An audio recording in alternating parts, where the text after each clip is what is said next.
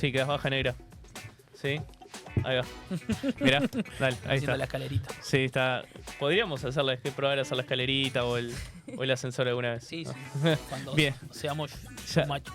En diciembre. Ahora vamos con el chat. Vamos a presentar a nuestro entrevistado primero, es Gonzalo Cortizo, integrante del colectivo Miles de Ciudades. Bienvenido. Gracias por la invitación. Buenas noches. Contanos un poco primero de qué se trata Miles de Ciudades. Bueno, Miles de Ciudades es un proyecto visual, un colectivo que surgió en el 2020, en plena pandemia, que aborda temáticas vinculadas a la ciudad y a la vivienda. Empezó muy fuerte con el componente audiovisual, digamos, inicialmente, y ahora se ha transformado o ha mutado en un proyecto más de comunicación, pero siempre vinculado con la temática de vivienda y hábitat. Uh-huh. Y en eso estamos, digamos, básicamente. Trabajan también, como decías, la divulgación, ¿no? Sí. Es como el métier del proyecto, de trabajar sobre, de alguna manera, las narrativas vinculadas o los discursos vinculados a la vivienda y el hábitat. Un poco esto que hablábamos, ¿no? de cómo podemos caracterizar los precios del alquiler hoy en Uruguay y principalmente en Montevideo, o el mercado inmobiliario en Montevideo. ¿Cómo lo caracterizarías vos? ¿Cómo caracterizaría el mercado inmobiliario la situación habitacional? Yo diría que no ha variado, o podríamos decir que está peor que cuando se declaró la emergencia habitacional en el 2011. El expresidente Mujica, tras discusión parlamentaria muy ardua, declararon la emergencia habitacional y ahí en función de eso se generó el plan Juntos. No ha cambiado nada, es más, ha empeorado los números, en tanto están más o menos iguales en números en situación de asentamientos, ha empeorado los números vinculados a situación de calle, por ejemplo. Hablaban el tema de pensiones, un tema como bastante invisibilizado y donde básicamente los números que tenemos son pocos y aparentemente hay unas 5.000 personas viviendo en pensiones, en las pensiones habilitadas o formalizadas. Claro. Se supone que hay el doble, digamos, viviendo en pensiones que no están regularizadas. Hay un subregistro altísimo. No, y si alquilar es caro y el mercado de alquileres es como voraz, el de las pensiones, es mucho más caro, sí, y mucho más... Y más regulado, exacto, totalmente. Claro, ¿no? mucha menos protección para quien sí, lo habita, digamos. Sí, y después como los datos que manejaban hoy al inicio, ¿no? Somos una sociedad como mucho más inquilinizada que hace 20 años. La diferencia es de un 5% y es importante. También ahí hay un elemento que hay que atender, hay una hipótesis fuerte, digamos, que habla que por lo menos en los dos planes quinquenales, en los dos anteriores planes quinquenales, hablaba que hay un macheo ahí entre la generación de asentamientos y el mundo de los alquileres. Es el último mojón o el último bastión, digamos, antes de ir a vivir a un asentamiento. Parecería ser, es una hipótesis que no está del todo confirmada, tendría que haber más investigaciones del perfil de nuevos ocupantes, del perfil de la gente que vive en asentamientos o de los nuevos asentamientos, pero hay un macheo entre el mundo del alquiler y el mundo de los asentamientos. Eso caracteriza un sistema habitacional al menos peor que en el 2012 que se declaró la emergencia habitacional. Tenía ahí justo con este devenir un poco histórico algunos números que por lo menos son números que maneja FUCBAN, la Federación de Cooperativas, exacto, que viene insistiendo bastante hace mucho tiempo con el tema del déficit en viviendas. Lo que veía es que en función del censo del 2011, que es el anterior al que se hizo ahora, marcaba que había 55.000 viviendas, como ese era el déficit, de hecho se maneja creo 60 a nivel político, y más de 160.000 viviendas que en realidad las plantean como precarias porque tienen muchos problemas en cuanto a servicios. Sí, se le llama el déficit cualitativo, digamos, que es más dimensión de hacinamiento, la materialidad de la vivienda, dónde están ubicados los baños, cómo acceden a los servicios de agua potable y demás. Sí, es aún mayor y no estoy, acá no menciono, digamos, la precariedad en trama formal, digamos, claro, en las centralidades de la ciudad, que es bastante notoria en esas casas antiguas de de fondo, en donde vive mucha gente y el hacinamiento es importante, ahí realmente no tenemos números. Debe estar dentro de esos números de déficit, digamos, cualitativo. Y había datos que veía del año 63, eran los datos que también marcaba Fugban para comparar, y en ese momento había un déficit de 100.000 viviendas. O sea, lo que plantea un poco Fugban es, bueno, en más de medio siglo el Estado promoviendo, digamos, distintas soluciones habitacionales, pudo reducir a la mitad ese déficit. Sin embargo, cada vez aumenta más también los de viviendas precarias, porque eran muchos menos las viviendas precarias. Y si no me equivoco, acá en la década del 60 también es que se empieza un poco el impulso de distintos planes de vivienda. Muchas de los complejos más tradicionales que vemos hoy día vienen un poco de esa época, y marca un poco eso, que es un déficit histórico, ¿no? Y un problema. Sí, es un problema estructural del Uruguay y no se ve reflejado, digamos, en el presupuesto que se le adjudica a vivienda. De hecho, los últimos 20 años es 0,5 del PIB, y es uno de los reclamos más potentes de los colectivos y las organizaciones vinculadas a vivienda, el poder duplicar, y de hecho en el programa del Frente Amplio, del partido de gobierno, está el compromiso de esa duplicación al 1% del PIB. Sí, los primeros asentamientos son de los fines de los 40, principios de los 50.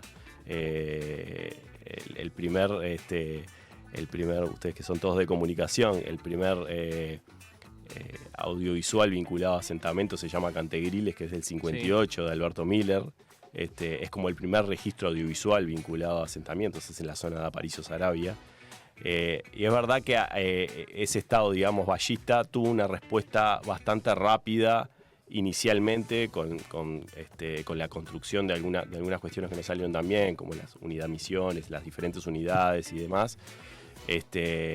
Hubo una época bastante efervescente con la creación de la ley de vivienda en el 68, que es una ley que aún sigue siendo vigente o bastante vanguardia, donde se incorporó el cooperativismo dentro de la ley y con presupuesto, digamos, del Estado, que es el único país del mundo que tiene el presupuesto del Estado, financia el cooperativismo. Eso hace que el Uruguay sea un modelo vinculado al sistema cooperativo y destacado, digamos, en todas partes del mundo. Creo que Suecia también tiene el desarrollo de cooperativas. Pero sí, me fui, creo sí, que... es que ahora cuando hablabas de los cantegriles, recuerdo leer en un momento cómo en los años en los que se van conformando los primeros cantegriles, también es que se da un proceso de expulsión de población hacia las periferias, ¿no? Tengo entendido como... sobre todo población afro, tengo entendido que se dio así también. Sí, ahí tenemos, capaz que los procesos, digamos, de formación de asentamientos o de cantegriles, vamos a llamarlo como lo llamábamos antes, sí, claro. Cantegriles, el picaresco de ahí, el cantegril country club, en función de eso, la ironía, digamos, se instaló ahí. Hay dos, si se quiere, hitos, digamos, en la formación, en la cantidad de la formación de cantegriles. Uno es vinculado a los alquileres, que es la regulación en el 74 de la ley de alquileres anterior, que es la que nos rige ahora, es la ley del 74, en la dictadura, donde había topeo de alquileres, había bastante protección del inquilino en los lanzamientos, en el desalojo. Eso generó, digamos, muchísimos desalojos y la progresiva conformación, estamos hablando del 74, ¿no? La progresiva conformación en zonas más periféricas de asentamientos de la ciudad, ¿no? En los cinturones, digamos, de la ciudad.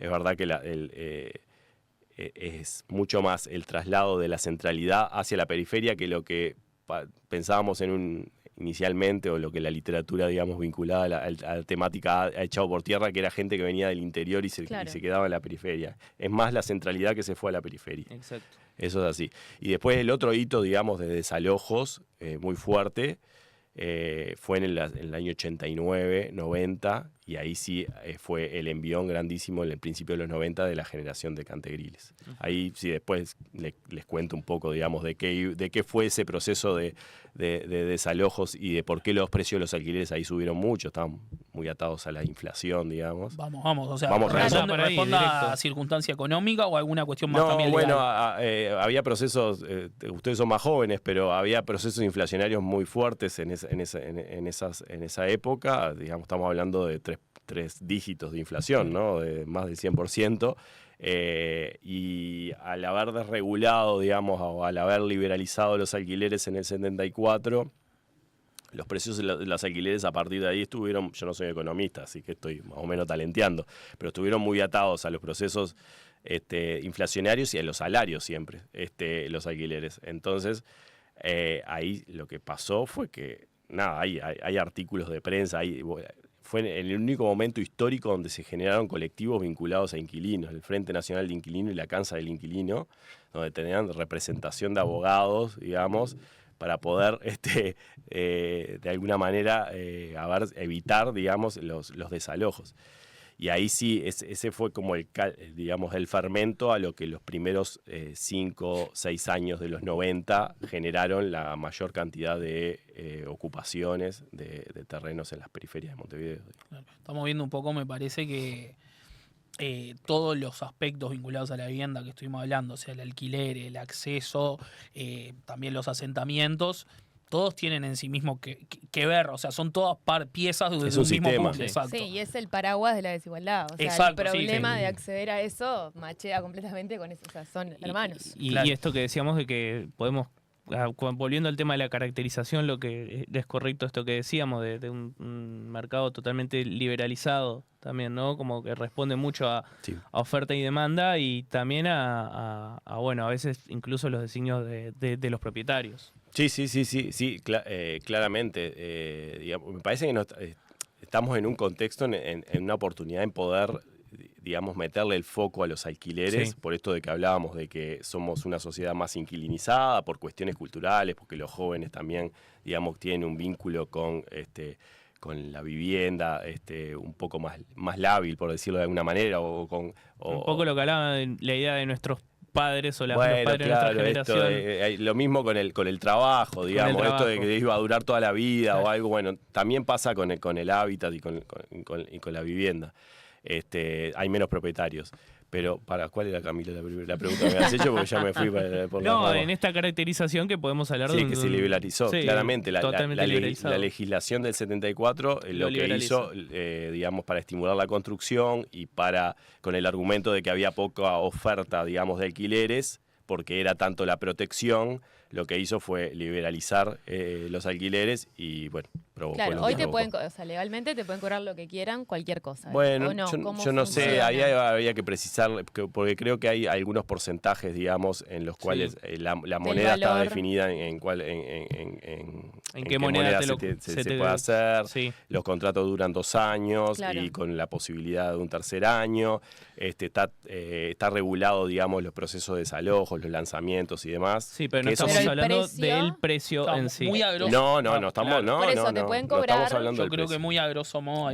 Yo creo que se buscó una legislación que en algún sentido fuera un poco garantista para el inquilino, pero me parece que a cambio lo que hay es una liberalización del precio. No. Igual fue absolutamente más liberalizadora la de la LUC, ¿no? Claro. La legislación que se generó. Vamos a eso. ¿Movió la aguja la legislación de la LUC, el alquiler sin garantía? Para quienes no sepan, en la Ley de Urgente Consideración se estableció la posibilidad, lo veíamos en uno de los videos a los que reaccionábamos, la posibilidad de alquilar sin tener una garantía. Eso que trae, o por lo menos lo que se advertía, era menos garantías para los inquilinos y se advertía también sobre la entrada al mercado de inmuebles precarios, porque cuando vos haces una garantía, el mueble se tasa, se ve que esté en condiciones, que cumpla ciertas determinadas condiciones. Alguien tiene un poco los ojos del inquilino previamente a que ese inquilino llegue ahí, digamos. Exacto. O en realidad ya cuando lo querés poner en el mercado directamente también, esto permitía que entren al mercado una cantidad de alquileres muy precarios, ¿no? Se advertía sobre esto. ¿Movió la aguja?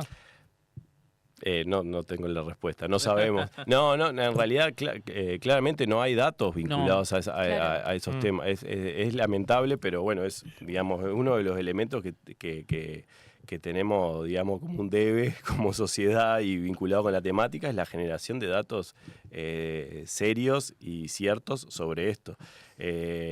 No solo eso desreguló, sino que desreguló los tiempos de los desalojos, ¿no? Lo bajó un montón. Eso es verdad. Por lo que se ha dicho, digamos, y algún trascendido, digamos, algún abordaje, digamos, de prensa, es que no movió la aguja, la gente, ni los propietarios, digamos, le hicieron caso porque tampoco tenían como muchas garantías. No les daba tanta garantía a los propietarios tampoco. A mí algo que me llamó la atención eso en su momento, creo yo, cuando estuvo el referéndum sobre la Luca, había hablado con quien era presidente de la Cámara Inmobiliaria, y me había dado un dato muy irrisorio, como que eran 25 contratos, una cosa así. Sin embargo, lo que me llamaba la atención era el énfasis con el que defendía eso, que a mí me parecía raro, pero si esto es algo tan insignificante, que lleva 25 contratos, ¿por qué vos lo defendés con tanto énfasis? No, claro. Me hacía sospechar un poquito de algo decir eso. La defensa argumental de eso es que, bueno, hay gente que no puede acceder a garantías. O sea, tiene una parte real, me parece el argumento, que es que las garantías son una limitante. Claro. Bueno, pero cuando vos mirás ese correlato en la realidad de cómo crecen las viviendas precarias, cómo crece la informalidad en la vivienda o incluso la situación de calle, no da la sensación de que las viviendas para personas que están más por fuera de ese cordón de las garantías hayan crecido. No, o sea, que había personas que antes no accedían y ahora acceden. Obviamente es lo que decías vos, no tenemos el dato, es un poco perceptivo esto, pero no parece. No, y esta cuestión de como cierto realismo mágico de que el diseño legal va a transformar cierta realidad, que muchas veces pasa, pero en este caso no pasó. Digamos, vos lo que tenés que tener es recursos para generar la garantía, que el Estado salga de garantía, que hay un fondo de garantía, digamos, estatal, que reforzar eso para hacer garantías. Sí, siempre como creo que a medida que uno va creciendo se va informando un poco más del mercado de alquileres y demás, y siempre me pareció a mí como una utopía, hasta que después llegué a conseguirlo, pero la cuestión de la garantía de la contaduría. La contaduría es como el llegar al exacto, sumum. Creo que igual si bien sigue siendo todavía algo bastante limitante, se ha ampliado un poco, pero porque recuerdo que en un momento era básicamente para funcionarios públicos y alguno más. Ahora, por lo menos yo la tengo en base a hay algunos más. No, yo lo tengo en base a mi sueldo nomás, no, más allá de, hay empresas que tienen convenios, también por ingreso lo podés tener, pero eso, antes yo lo veía como que era, estos son los privilegiados que pueden acceder a contaduría, después terminás en ANDA, o si no algún seguro también, que hay Porto Seguros, tiene sistema de garantías. Sí, creo que depósitos depósitos. ¿no? Bueno, depósitos, claro. Sí. ¿Querías decir algo? No, quería decir que digamos, el Estado uruguayo vinculado a alquileres, las únicas políticas que ha tenido en estos últimos años, o en estos últimos 15, 20 años, ha sido el fondo de garantías, que está bastante limitado y es bastante exiguo o bastante poco, y después algunos subsidios de alquileres vinculados a situaciones de violencia de género, basada en género, o algunas situaciones de emergencia. Esas dos líneas, y muy acotadas. Ninguna de los desarrollos de la política ha sido para atacar la formación de los precios, digamos, de los alquileres. Claro. ¿No? Porque hay dos líneas. Es o el Estado estimula de alguna manera o se pone en el juego del mercado, que es esta la del subsidio. Si en algún momento, no digo universaliza, pero sale agresivamente a dar subsidios vinculados al alquiler, es posible que tenga una incidencia en el mercado. ¿Ah? Por tanto, no sería conveniente. Lo que habría, digamos, la receta, o por lo menos los países, digamos, que tienen estas problemáticas vinculadas a alquileres, que son generalmente los países europeos, que son los que más alquilan, atacan la formación de los precios. Claro. Y ahí hay varias líneas a empezar a trabajar. Digamos. Y ahí era lo que hablábamos, tener cuestiones concretas que te marquen por dónde tienen que ir los precios, ¿no? Que te regulen los precios. Esas líneas? ¿Qué ejemplo hay así como que veas? Bueno, hay varias líneas. El control de precios ha caído en desuso. Sí hay, digamos, le llaman ellos como ciertos torniquetes, le dicen torniquetes, para parar la sangre. Para parar la sangre, ahí va. que de ciertas zonas tensionadas por los precios de los alquileres, ahí sí topean, pero después digamos, las políticas son más como a largo plazo. En esto de, por ejemplo, el caso uruguayo del cooperativismo, ¿no? Claro. Bueno, de los años 60 que se viene desarrollando el cooperativismo, bueno, hay que empezar a construir parque público vinculado a alquiler de vivienda. El Estado tiene que generar burocracia, o sea, gente trabajando para tener un parque público para alquilar. Una cartera de inmuebles. Ahí va, ahí vos Claro. lo podés alquilar a menor precio, ahí podés en determinado momento incidir, es Claro. lo que le pasa a Austria, digamos, básicamente. En Viena el parque público es tal, digamos, de vivienda, que lo que logra es controlar el precio, digamos, del mercado. Claro, y aparte ahí en general, supongo que también aplica la vivienda, pero en todos los sectores, cuando el Estado tiene una participación así, se le llama un ente testigo, que Claro, es un ente testigo. básicamente vos podés, aparte, tener lo que decíamos de información, vos podés decir, bueno, yo estoy haciendo esto, yo invertí y construí, ahora lo puedo alquilar en 20.000. Y bueno, ¿por qué el que está al lado mío lo alquila en 40? Bueno, acá Claro. hay algo para ver, algo está pasando. Claro, totalmente. Después tener un vínculo menos parasitario, digamos, entre el sector privado y el Estado, digamos, parasitario en el sentido del que tiene vivienda promovida, digamos. Ahí Sí. está. Nos metemos en ese tema. Bueno, si, si queremos, quieren, no, sí. si querés, nos metemos No, en ese porque hay tema otras de líneas, lleno. digamos, de alquileres que son interesantes y que escuché al subsecretario que iban a Sí. proponerla acá, que es una vinculada a aquellos propietarios que no puedan hacerse cargo de su segunda vivienda, esté hecha pelota, esté rota. El Estado acuerda con ese propietario, esa es una línea que está trabajando en Europa muy fuertemente, acuerda arreglarle la casa o cierta cuestión de la contribución y demás, y se la da en alquiler al Estado por determinado tiempo y el Estado puede bajar el precio de esa vivienda. Claro, Interesante. porque eso es otro tema, que es la cantidad de viviendas que no son solo especulación, hay viviendas que no sabes si son, no sé, herencias Sí, que no claro, se resolvieron o claro. que es de alguien que no se puede hacer cargo, pero es caminar por Montevideo. Hay Sí, 300.000 viviendas vacías en Claro. el último censo. Y no Un son montón. especulaciones, o sea, no todas. No, hay muchas que son de A ver. segunda residencia y otras que son de balneario. Claro. Hay aproximadamente 100.000 viviendas que no se sabe, digamos, que se Claro. puede Pero de es alguna manera por los trabajar datos que sobre veíamos, eso. es quizás un 10% del total, o sea, es un montón. Es un Es un montón. montón, es un montón. Sí. Antes de meternos en vivienda promovida, que me parece que es un tema que da para mucho, hoy dábamos las definiciones para como poner un poco en contexto de gentrificación y especulación inmobiliaria, ¿no? ¿Qué barrios dirías que son los que... Y bueno, y hablabas ahora, ¿no? La conformación, cuando hablamos de la formación de los cantegriles y de proceso de expulsión, una expulsión del centro hacia la periferia, que es algo que sucede y que incluso vivimos hoy en día. Decíamos Barrio Sur, Palermo, Ciudad Vieja como un ejemplo de barrios que están viviendo estos procesos. ¿Estás de acuerdo? ¿Cómo decís que se están dando estos procesos de sustitución de población en la ciudad? Bueno, sí. Es difícil definir.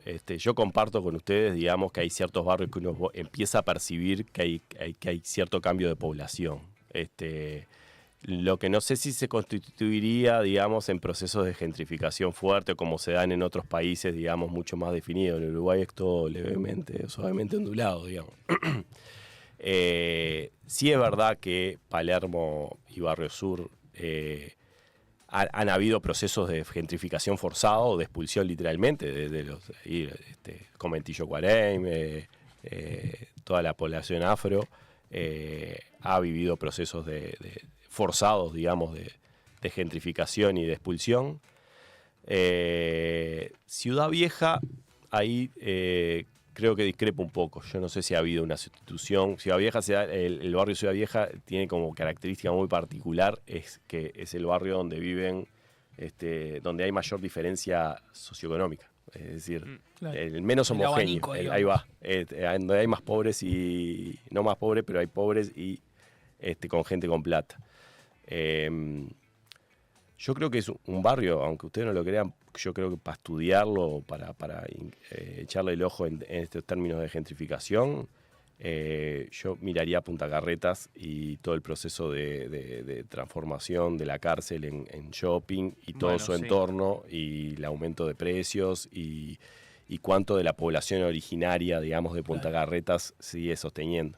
Lo que pasa es que en Uruguay es difícil decir procesos de gentrificación como tales porque son como muy procesos chiquitos, muy y son muy largos en el tiempo, entonces se entreveran con otras dinámicas capaz. Claro, leí una postura publicada en la diaria por los sociólogos Gustavo Medina y Sebastián Sansone, que usaban el concepto butiquización. No sé que algunos barrios antes pertenecientes a clases un poco más populares se vuelven chic, ¿no? Dicen sí, sojojización, claro, sojojización, por ejemplo. Elitización. Ahora la entendí, hasta ahora no la había entendido. Claro, el sector gastronómico se gourmetiza, ya no se ven galletas y café, sino cookies and coffee, ¿no?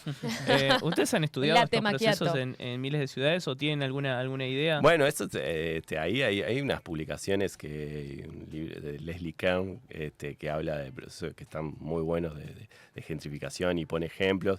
Digamos, esta cuestión que los procesos de gentrificación, esto visto en estado más puro, digamos, el proceso de gentrificación, comienza como con procesos artísticos o con procesos medio... está el ejemplo de los grafitis, por ejemplo. Bueno, claro. ¿No? Como parte del embellecimiento y adaptación del barrio es promover grafitis que antes quizás se veían como un acto vandálico. Entonces ahora tenés al Estado promoviendo, obviamente está bueno el arte callejero y eso, como parte del embellecimiento del barrio, siendo que antes estaba reprimido eso, ¿no? Bueno, sí, claramente cuando hay, gracias, cuando empieza a instalarse ciertos sectores, digamos, del mundo artístico, del mundo académico, en ciertas zonas, empezás a sospechar, digamos, de esa zona, porque empieza a transformarse y empiezan a aparecer, digamos, estos comercios vinculados a ese tipo de cultura y demás, y nada. Y después lo más loco que esos primeros gentrificadores son expulsados nuevamente después. Porque claro, se elitiza tanto o aumenta tanto el precio que son ellos mismos son víctimas de su mismo proceso. El gentrificador termina gentrificado. Igual eso, donde te venden un latte hay proceso de gentrificación. Para mí podría ser esa regla. Algo en proceso. Claro, si hay un lugar que vende en vez de café latte macchiato, se viene.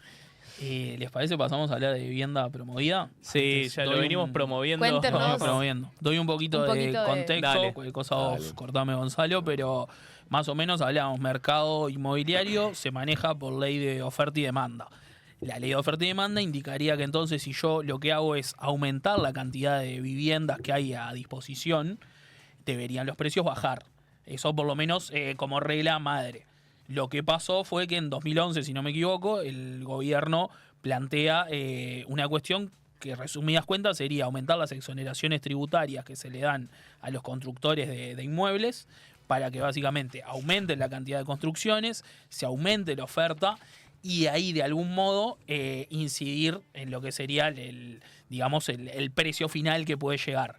Y ahí se apuntaba que fueran viviendas que tuvieran como un destino la clase media. Esa era un poco la pretensión. De ahí para adelante, estamos hablando de 2011, este sería ya, tenemos el cuarto gobierno, el primer gobierno de 2011 no regula los precios, después se establece una regulación en el tercer gobierno frente amplista. En el gobierno de la calle Pou se desregula nuevamente. Entonces ahí lo que hay es un ida y vuelta. Las viviendas promovidas, la realidad es que todos estos edificios medios prototípicos con su barbacoa arriba y demás son todos viviendas son todos viviendas promovidas. Pero increíblemente lo que pasó fue que se construyó más. Uno sospecharía que los constructores ganaron más. Sin embargo, los precios no se movieron. Ese puede ser un poco el resumen de la clase media. No, el acceso a la clase media nunca llegó, está clarísimo eso. Sí, básicamente, digamos, ahí está el objetivo de la ley de vivienda promovida, nunca que se llamó ley de interés social, claro, de vivienda de interés social. De vivienda de interés social inicialmente. De dignidad, ellos cambiaron. Parece que el pudor se apoderó del legislador y le cambiaron el nombre. Muy uruguayo cambiarle el nombre para ver si mejora. Al final pero bueno, sinceraron algo. Cambiar el nombre por pudor, en realidad, ese es el tema. Ahí va.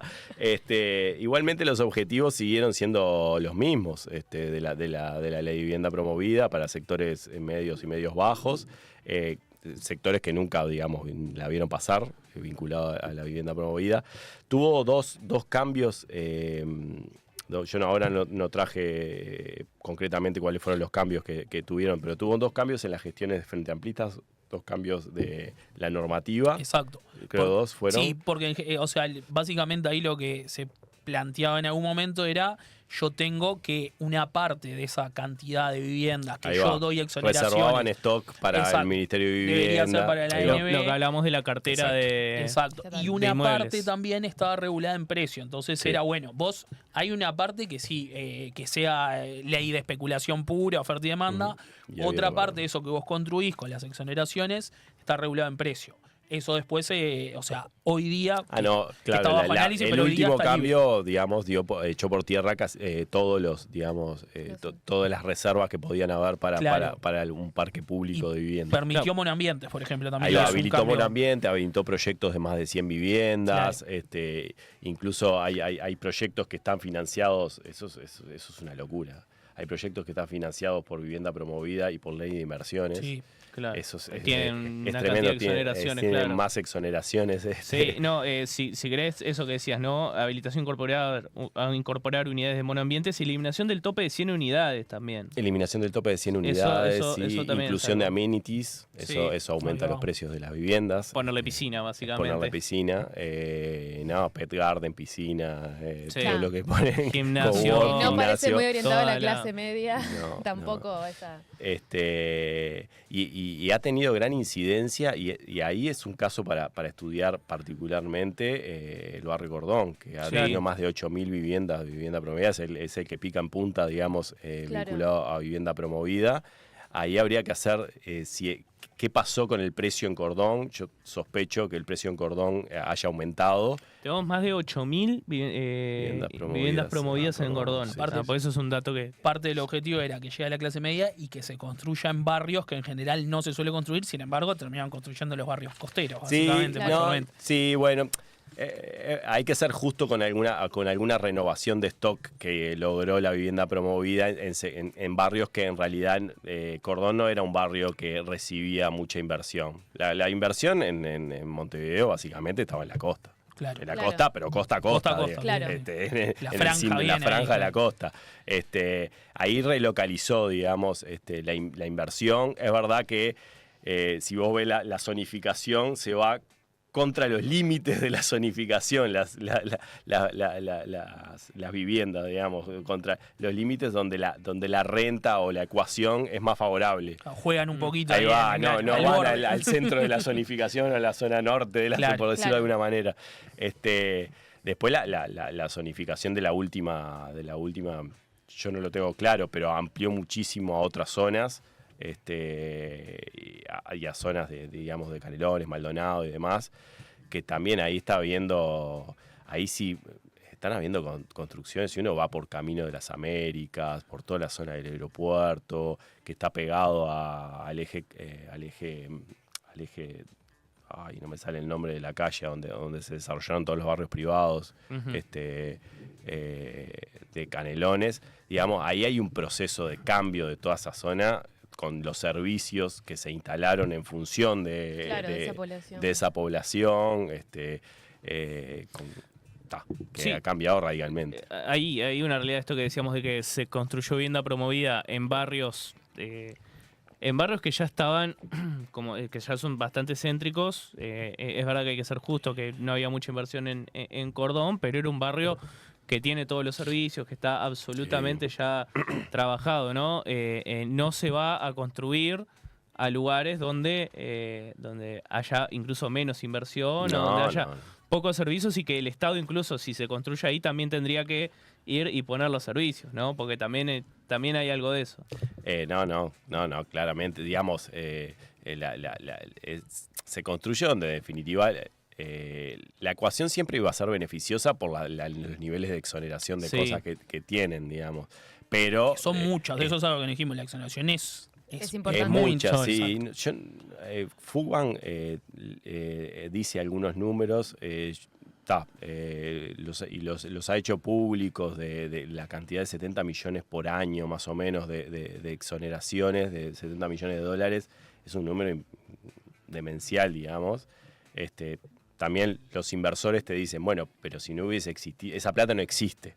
porque si no hubiese habido la inversión, esa plata no existiría. Sí, se queda en el bolsillo o en el banco. Exacto, no existe la exoneración esa.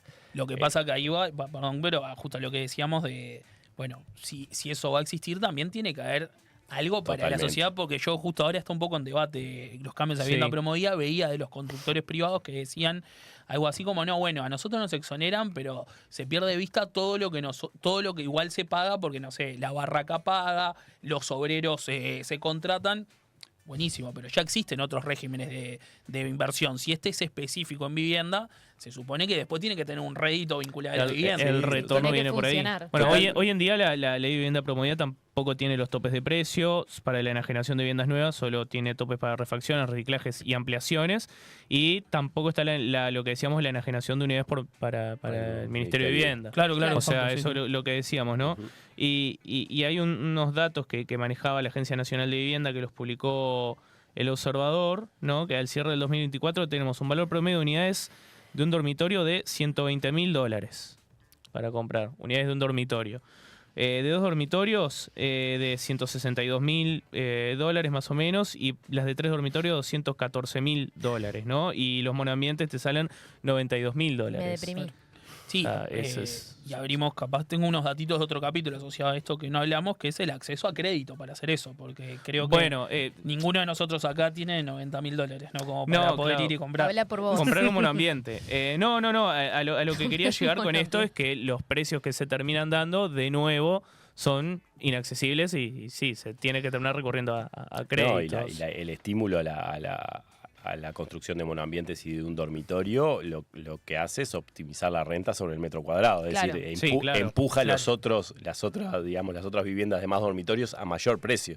Las empuja a mayor precio y termina haciéndolo como inaccesible para familias, para es que es probable que lo compren para alquilar. Para padres y madres con hijos, hay proyectos que son solo monoambientes, exacto, por ejemplo. Todo núcleo que la tenga mixtura niños. No existe. Pero eso está pensado más para renta que para que alguien compre para vivir, ¿no? Como que tiene ayer escuchaba a Gustavo González en una entrevista en TV Ciudad y decía que estaba estudiando si el monoambiente es legal o no.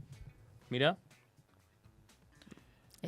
¿Por qué? ¿Qué elementos no serían debería. Que no fuera legal? Bueno, yo, no sé, me llamó la atención, pero debe estar previsto ahí en la ley de vivienda, digamos, los metrajes adecuados, que está estudiando eso. La trampa de la perspectiva que veíamos hoy, capaz que no entraría hoy. ¿Les parece? Hablamos de créditos hipotecarios, que es un poco la contra... O sea, no, es la otra pata, digamos, de esta cuestión del acceso. Si no alquilás. Exacto. ¿Cuántos créditos hipotecarios les parece que se dan por año en Uruguay? Tirame opciones. Pero más tirando a los 1.000, 2.000, más tirando a 5.000, 6.000. 1.000, 2.000. A 10.000, 15.000. Yo te tiré un 6.000. Están en 5.300 fueron los créditos hipotecarios que se dieron en el 2024. Me gusta porque le invoqué un poco de suerte, pero yo digo sí. Fuiste al medio. Claro, y en general cuando aparte a uno le piden que arme las opciones en el momento, siempre busco una... En el medio, claro. 5.300, les decía, es un mercado que está en aumento, o sea, vienen creciendo las opciones de crédito hipotecarios. Sin embargo, leí algo que me llamó mucho la atención, es en porcentajes del PIB, digamos que es una medición para saber, bueno, qué tanto un país da créditos, es el más bajo de América. Exacto. Decíamos, tenía por acá, perdón, que no lo decíamos porque no lo dije, son 4 puntos del PIB lo que se dan créditos en Uruguay, créditos hipotecarios, y hay países que en general están en el doble o hasta el 20%, o sea, es poco. Otro dato que me llamó la atención es, obviamente, para acceder a un crédito hipotecario se exigen condiciones bastante interesantes. Tengo acá un par de simulaciones después si quieren. Pero es una base aparte, ¿no? O sea, más allá de que no pagues 90, tenés que pagar 15. Se plantea, y es básicamente algo que va a hacerse bastante obvio, desde el quinto quintil, cuarto y quinto quintil son las personas que pueden acceder a los créditos hipotecarios. Básicamente, medio alto, digamos. Sí. Claro. Es algo que como que no escapa a eso. Y nada, también lo que hablamos, las condiciones de ingresos que te exigen, de ahorro previo, y después que obviamente uno se plantea algo a 25 años que por lo menos en en nuestras cabezas, exacto, bastante dinámicas, es impensado asumir un compromiso a 25 años. Hoy arrancamos hablando de que los tiempos son mucho más cortos, o sea, vidas de perro, años de perro. En 25 años, en nuestros años de perro son... Vos decías que más o menos 120 era que valía un dormitorio, Camillera. Sí, 120 es un dormitorio, 162 2, 214 son 3. Me estuve fijando ahí unos datos para tener como referencia. Para comprar algo de $120,000, pedir, por ejemplo, un préstamo de $100,000, ¿no? Teniendo 20, o sea, un ahorro de $20,000, que es un ahorro bastante interesante. Te queda una cuota de 28.000 pesos por mes. Te exigen tener un mínimo de ingresos de 80.000 al mes. Y bueno, eso se paga a 20 años, todo planteado 4,75. En general, los intereses están entre 4 y 5% en unidades indexadas. O sea, es la inflación más esta tasa. Y bueno, al final estoy bien alquilando. Al final no era tan grave. No era tan grave, me parece. Claro, pero es igualmente, así como hoy hablábamos de la calidad de la vivienda que puedas alquilar, es una cuestión de desigualdad, es lo mismo. ¿Quién puede ser propietario con los sueldos que ganamos hoy? O sea, la gente que yo conozco de mi edad que es propietaria, o tiene una ayuda importante, o más o menos, pero hubo una ayuda familiar. O sea, en general es muy difícil. Aunque sea la base, capaz que te prestaron, capaz que agarraste un año que pudiste ahorrar, pero en general no tiene una relación con el ingreso real, sino con más como, bueno, la posibilidad de tener otra ayuda. Ahí podemos hablar de la herencia para el otro programa. No, hay algo que Gonzalo, porque ya vamos a ir cerrando, pero que vos lo mencionabas, que era el cambio que traen los barrios privados en Uruguay, ¿no? En Canelones se ha visto un aumento bastante grande de este tipo de construcciones o de este tipo de urbanizaciones. ¿Cómo estás viendo estos procesos? ¿Los están observando desde miles de ciudades? Bueno, sí, digamos, no son procesos ajenos a los que le está pasando a otros países. Incluso son procesos un poco más tardíos, digamos, de lo que ha pasado en otros países. El caso más claro en Argentina, por ejemplo. Pero sí ha tenido como una especie de repunte, digamos, en la pandemia, en la generación de estas modalidades de vida. Y hay ahí como una reserva afectiva, digamos, de la gente que se va a vivir a los barrios privados. Hay algunas tesis doctorales interesantes, digamos, vinculadas con la subjetividad, digamos, las personas que van a vivir en barrios privados. Hay como una valoración. ¿Cómo es esto, perdón, de la subjetividad? Claro, de las personas, de por qué la eligen y demás. Y hay una especie de reconstrucción, digamos, de lo que era la ciudad antes, de la cierta tranquilidad, de poder vivir la calle, de poder vivir... Claro, no se piensan en una cooperativa que podría darle las mismas cosas. O sea, porque es tipo que el chiquilín te juegue en la vereda. Es eso. O sea, la cooperativa está como mucho más inserta, digamos, en una trama, digamos, barrial. Claro. No es tan ajena, digamos. El barrio privado es como un microclima, digamos, es una isla. Tiene amenities. Tiene amenities, hay algunos que tienen hasta colegios, banco, digamos, hay barrios privados que tienen como dimensiones importantes. Pero sí ha habido un incremento claramente. Maldonado es el que pica en punta en este caso, Canelones también. Hay procesos que están viviendo, nomás hoy nos mandó gente de Salto, digamos, de recategorizaciones del suelo. Salto no tiene, Salto tiene una tradición, digamos, de ordenamiento territorial muy interesante y muy buena, por decirlo, y ahora tiene una especie en la zona norte de Salto, de recategorización del suelo. Lo que tiene, digamos, el negocio de los barrios privados es esta transformación del suelo rural, muchas veces, ambientalmente vulnerables, digamos, en suelos urbanos y suburbanos. Y ahí está el esquema de negocios fructífero, por decirlo de alguna manera. Vos en un acto administrativo legal de cambiar de categoría de suelo, adquiere valor inmediatamente. Una firma ahí vale oro, digamos. Una firma exactamente, sí, la decisión de los ediles, digamos, de recategorizar el suelo, hace que eso se transforme, digamos, en plata inmediatamente. Son Maldonado es impresionante. Bueno, son Maldonado, sí. Y una pregunta. Ahora que lo decías en Salto, perdón, genera en los últimos años, ha dado, ¿no? En las administraciones de sí, Lima. Sí, de Lima, sí. Ahí hubo en